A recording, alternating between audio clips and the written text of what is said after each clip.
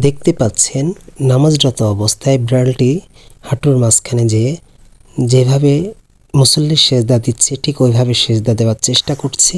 প্রিয় দর্শক শ্রোতা, আপনারা সকলেই জানেন বেশ কয়েক মাস হয়ে গেল তারাবির নামাজের সময় আলজেরিয়া ইমাম শায়খ ওয়ালিদ আল মাহসানের কাঁধে বিড়াল লাফিয়ে ওঠার ঘটনাটি বিশ্বজুড়ে আলোড়ন সৃষ্টি করেছে।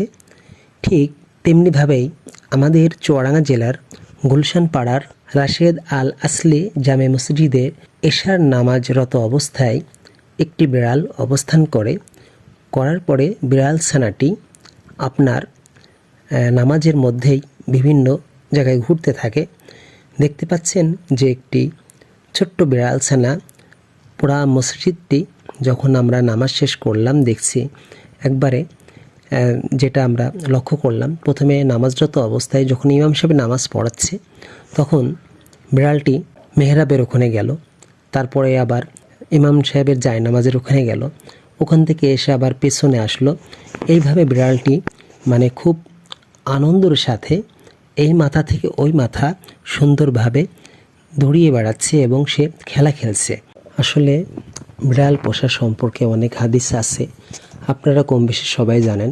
ইসলামের দৃষ্টিতে বিড়াল পালনে কোনো অসুবিধা নেই, তবে বিড়ালকে পর্যাপ্ত খাদ্য পানীয় সরবরাহ করতে হবে, বিড়ালের প্রতি যথাযথ দয়া অনুগ্রহ দেখাতে হবে, বিড়ালকে কোনো ধরনের কষ্ট দেওয়া যাবে না। তবে সবসময় সতর্ক থাকতে হবে, বিড়াল কোথাও নোংরা বা অপবিত্র করলে সেটা যেন পরিচ্ছন্ন করে নেওয়া হয়। বিড়ালের উপর কোনো ধরনের অবিচার হলে গুনাহগার হতে হবে, হাদিসে বর্ণিত হয়েছে।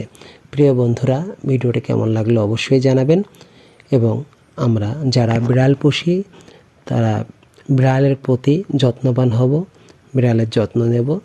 সকলে ভালো থাকুন, সুস্থ থাকুন। আসসালামু আলাইকুম ওয়া রাহমাতুল্লাহি ওয়া বারাকাতুহু।